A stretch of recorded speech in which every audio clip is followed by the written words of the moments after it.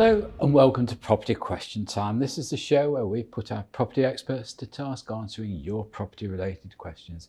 I'm Stephen Galpin and today we're going to open our French connection, and we've got with us Joanna Leggett, co-founder of Leggett Immobilier, French property experts and regulars on the programme. Welcome, Joanna. Thanks, Stephen. It's nice to be back. Good. Hope you had a good trip over. Yep, came on the train. Joanna, what we're going to do, I've got a couple of questions for you, and then we're going to have a discussion on the sort of current market as you're finding it in France.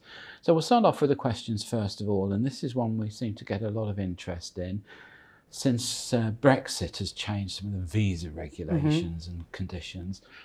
And so, with inflation returning at very high levels across Europe and specifically France, my savings, which were put aside to fund my retirement and meet my financial visa obligations, are diminishing rather more quickly than I'd hoped for. Well, we all know about that, don't we? Yeah. Right. I'm worried that the French authorities may factor in high levels of inflation when it comes to renewing my visa and the associated levels of capital needed for qualification. Do the experts have any advice or comment on this, please? Well, what I would say is we're obviously estate agents, not tax experts, and I would definitely advise speaking to the governments, first of all, to the visa requirements, etc., which you can do in the UK before going to France. To be able to live and get a residency permit in France, you start off with a visa, but you exchange that for a carte séjour, it's called, which is a residency permit. So you can get an extended visa for the first year, and then during that year, you have to come with the visa, you can apply for the carte séjour. With regards to the monetary value that you need to have, you'd be looking at around about €1,100 per month. Right. So as long as that you can show that you have that amount, but don't quote me on that amount because it could change. But the best thing to do is always speak to the government, the embassy, first of all. Right. They will be able to give you the exact visa requirement and what type of visa you would actually need. So let's just go back on that. So you apply for your residency visa and they want to see that you've got enough income to support yourself without being a burden on them, I presume. So that's €1,100 a month. Yeah. So roughly £1,000 a month. Yes. 12,000 a year. Yeah. How long? What sort of capital have you got to have? 10 years of that in the bank? Or? That I couldn't tell you because it's still sort of a little bit shady. I would definitely again check with the French embassy in London. They will be able to tell you, and also you could speak to people, investment people. Companies like Blevins Frank, for example, who are tax experts and deal with France, they would be able to advise you on, right, you need to put it here, or you need to put it there, or you need to show it here. Yeah. I really can't give that sort of advice, but it's not a high amount. You don't have to have, like to get the golden visas that you do in Portugal or Spain or things like that. That doesn't exist in France. You literally have to prove that you can support yourself with the minimum wage. And so that 1,100 could actually be for, I'm not sure if the amount's changed, but it was 1,100, could be for a couple. It doesn't necessarily have to be for one person, which again, if you've got two pensions coming in, then obviously it would actually easily cover that. Yeah. But my advice would be to speak to the embassy before coming over. But once you're there and you've got your residency permit, do you have any sort of complaints from Brits going over there that the French are being very regimented about it all, or is it quite a flexible sort of program? I would say it's the opposite. I mean, bearing in mind that France is a country that you tend to go to for the lifestyle. You don't tend to, particularly for Brits, it's whether it's a holiday home or it's permanent, but I would say at the moment 85% is permanent homes. So it's a huge amount of people wanting to make that lifestyle change. And with the fact since the pandemic, people can work from home, so they can work from France. They don't need to go into offices anymore because a lot of offices have closed down. So that's another benefit. The properties are really cheap. You can have huge property for the same price as a one-bedroom flat in London. So no, stop all that. We'll all be moving again. So I mean, the market is changed. It's a different way of looking. But I would say that you just need to be able to prove that you've got the minimum wage, and then you can support yourselves. Yes. What about, for instance, if you bought a property over there with perhaps a couple of elements to the property that you're going to let out? Yeah. Could you show that as potential income, do you think? No. No, they wouldn't. They won't even do that on mortgages either. Right. It's because since Brexit, things have been very, very difficult even to get buy-to-let or mortgages for British people. They still will lend, but there's quite a high level. I think you're looking at around at least 150,000 that you have to borrow minimum. So, if you were looking at, I'll get an extra 50,000 and get, the property, or get 50,000 to do the works on the property, that doesn't happen anymore. So you would be looking at a minimum of 150, and there's quite a tight criteria on mortgages now as well. So it depends. Buy-to-lets in cities, there is possibilities to do that. But if you're looking at gîtes, which is what most British people do, they want to come out and run a gîte business or a chambre d'hôte or something to supplement their income, the banks won't lend on that. So because how you run it to a previous person, they might have had really successful years, but you might come in and not be the same. So they won't lend on that. So that's quite tricky as well. If you're looking at gîtes, if you're looking at pure investment, then you would only be looking at cities like Paris, Toulouse, or etc., places like that. Yes. So I suppose you just got the security of a capital city then, haven't you, like you have in Yeah, London? exactly the same. You're going to have exactly the same as it would be in the UK. And in those circumstances, yes, of course, it would be to rent out. Just out of interest, are you finding a different kind of person is coming since Brexit? Has the model changed? The age group has dropped. Our average age of clients, bearing in mind we sold about 2,700 properties last year, the average age was 53. So, but what we have noticed since Brexit is you're getting much younger families coming because they can commute or work from home. So, and we're getting a lot also in the countryside, we're getting a lot more people coming from cities and moving to have a bigger property and more outside space. That's interesting, isn't it? Young couples sort of coming here who are going to work there. Yeah. You think with the sort of new visa complications, it would be the other way, but yeah. Well, no, not at all. I mean, because it depends where the business is. But we have a lot of consultants and people like that will come, internet companies, things like that. They tend to come that young families because of the children going into schools. It wouldn't be a good idea to move children, say, between the ages of 14, 15 to 18, because if they don't speak the language, they're going to really struggle in schools. They're the qualification years, aren't they? So they're not going to move. So we'll either see the parents coming with young children, between 2 to 6 or 7, which is a perfect time because children are like sponges and will learn the language like that. Unlike myself, but so that would actually, so in that respect, we see a lot of young families coming over now, and some of them, the husband or the wife will go back to the UK and do like a week in the UK, 3 weeks in France, and the rest of the time, with all the digital meetings that you can do now, is online. Well, two things I want to ask you there is, one is we have so much fuss in this country about so many areas that have got poor broadband. Yeah. What's it like in France? It depends. France is looking at having cable fibre optic throughout the whole of France, and most villages now do actually have it. Even the most remote places do have fibre optic. I actually use satellite in our village hasn't got it yet, and I'm using one of the satellite Elon Musk things. So. And how does it work? Oh, it's so fast. Right. It's very, very fast. Yeah, it costs a little bit more than the normal, but to be honest, you can check all of that. You can check the area, you can check the property. It can all be checked before you even put an offer in on what speed that property has for internet. Okay, and just a final thing on the sort of visa situation, this transitioning between the two countries. Now, for instance, if somebody who's not a UK national comes to the UK, they tend to get a 2-year sort of, I can't remember, right to remain, but temporary. Right. And during that period, they have to be here and can only be away for a maximum of 3 months, I think. I know in France they're very sticky about the time that you're there with your visa, but does it work in reverse too, that you must be there? Well, it's the 90-day rule in any Schengen country. So that's if you're not a French resident. If it's a holiday home, then you are allowed 90 days. It used to be 180, but obviously they've reduced that since Brexit. But there is a new law that's coming out that if you actually own a property in France, they are looking at putting it back to 180.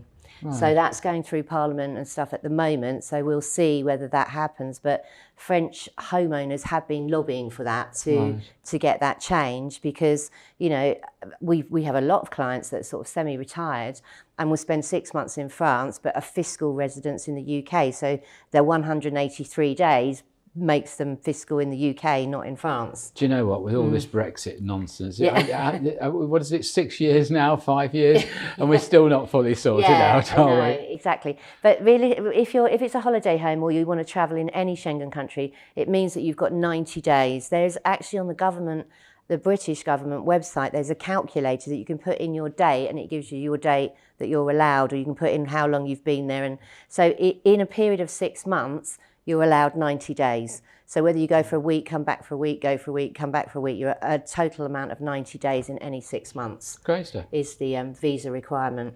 All right, well, that's all we've got time for in this half of the show. So join me again after the break when we'll be asking Joanna more of your questions.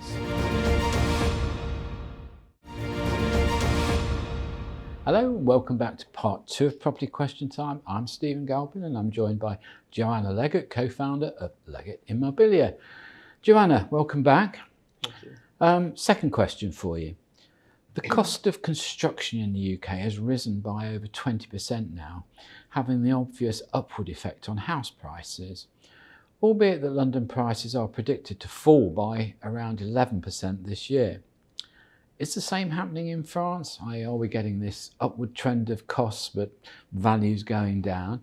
I ask because I have an interest in buying in France in the next 12 months and wonder how the market there will be affected with these price rises.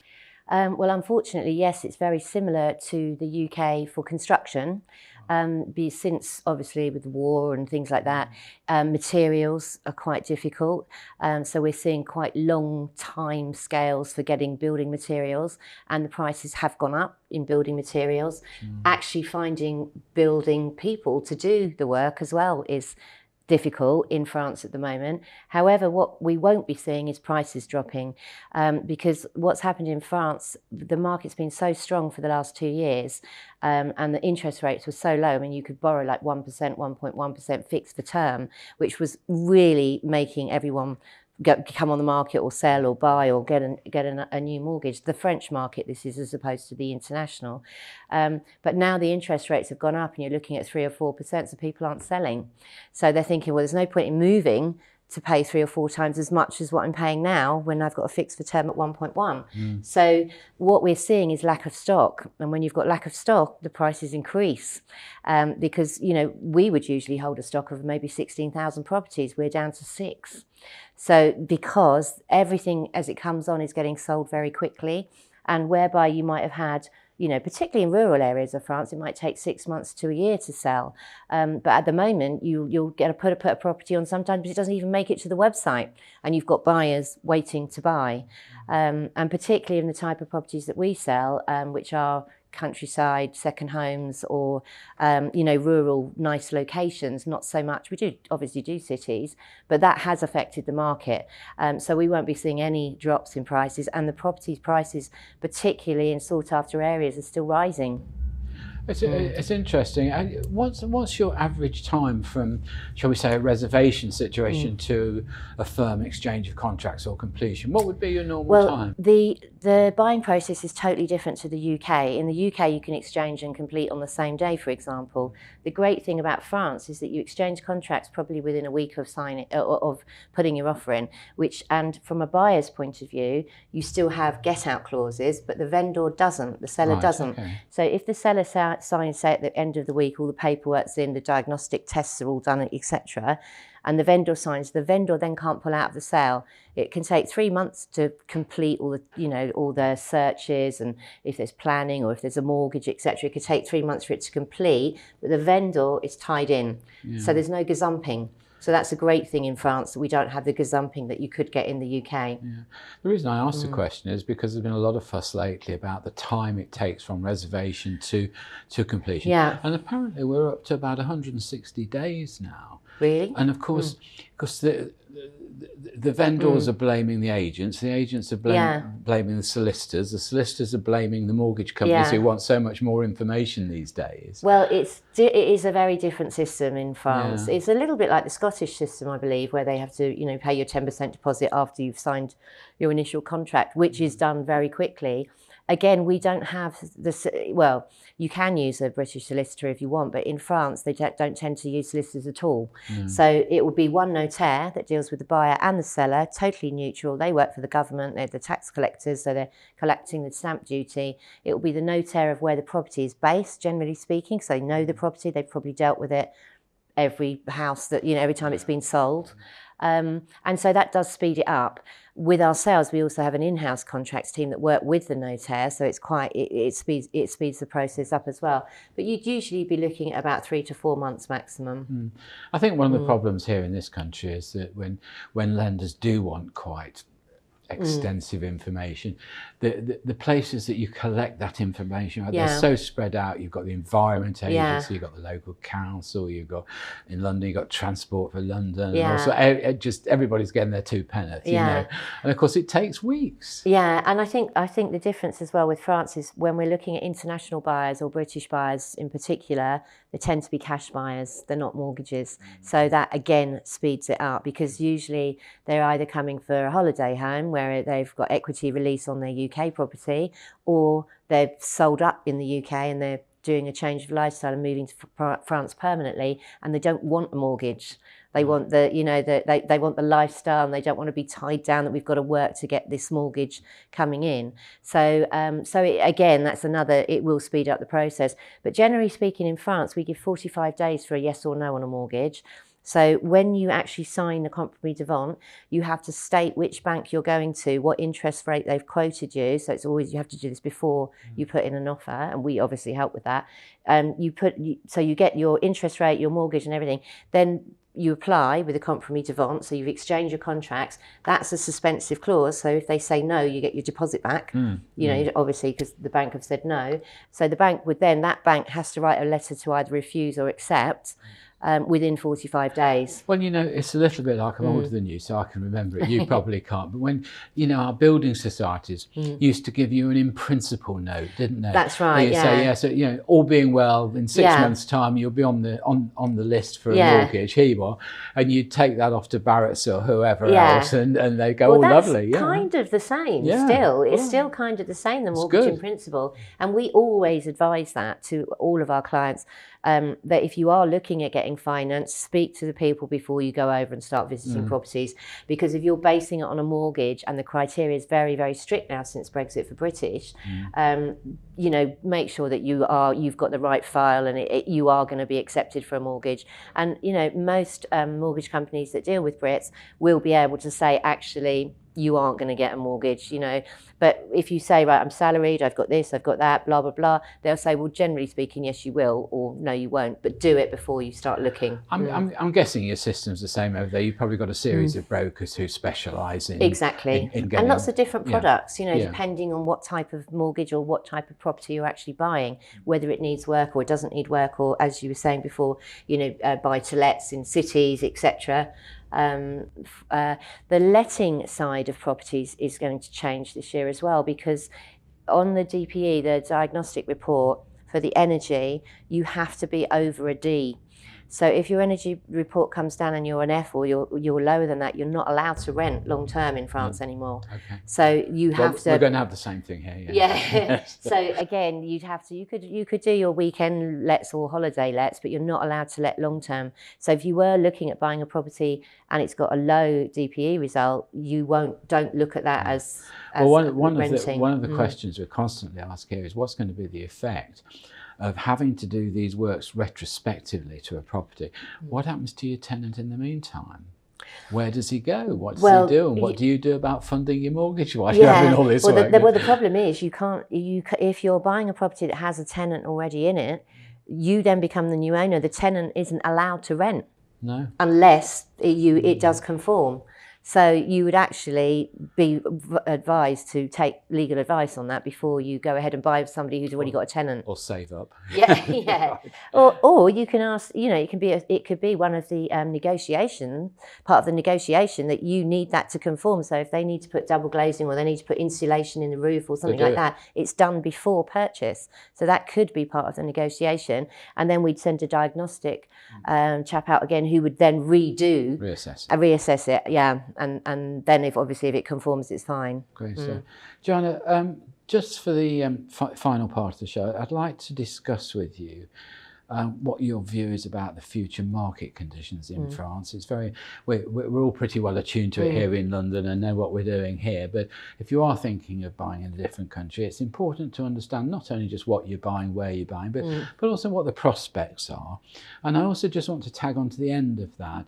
What do you think is better or worse that's happened since Brexit? There's lots of factors in that one. Go for it. Yeah. Well, the market at the moment, the difficulty with the market is lack of stock. So I would say, and also if you look at some of the TV programs that are on, people are putting in silly offers and cheeky offers. That's just not happening in France. It might work in Spain, it might still work in Portugal, but people watch the TV and say, well, they, put in 30% under the asking price. That's not going to happen anymore, because where you've got a lack of stock, you've got loads of people after the same properties. If it's a good quality property at the right price, it's going to sell really quickly. So the other thing I would always recommend with the market conditions as they are, I've been selling for 20 years in France, and 20 years ago, you could say a year and you'd have like one person comes along and you'd be like, yes, whatever, put an offer in. It's not like that anymore at all. So again, the conditions of the market are a seller's market. People are holding out for asking prices. The good thing is you don't go over the asking price in France, because if you have, for an agency, if you have a signed mandate, that is the asking price. And if somebody puts in the asking price, the vendor has to accept that. Okay. So that's another reason why you don't get the gazumping that you would get in the UK as well. So I would see that the market, until it starts moving again and we start getting more properties on the market, the prices are still rising. It's a good time to buy because they are going up. It will stable out. It's starting to stable out in cities like Paris, for example, where they have seen a rise, but now it's stabling, but they're not coming down. So that's the sort of conditions as it is at the moment. Brexit, I think people have got over the Brexit thing now. A lot of people were waiting to find out how it was going to affect them and how it was going to change. If, could we still move to France? Could we still do this? It really hasn't made that much difference. The visas are coming through quite quickly, whereas before, with the pandemic and Brexit on top of each other, there was no one in the office to even sign the paperwork. That's changed. And it's quite simple. People are getting their carte séjour, which is their residency permit. You don't need to apply for French citizenship. You just need to have a residency permit. And French citizenship, unless you're absolutely fluent in French and know French history and culture, you're not going to get it. No. It's quite a tough exam. But French residency, my carte séjour is for 10 years and I'll just renew it in 10 years' time. Okay. Well, on that optimistic note, Joanna, thank you very much for your input today. Great answers to the questions, great information as ever. Thank you so much for coming in. I'm Stephen Galpin. Join me again next time on Property Questions.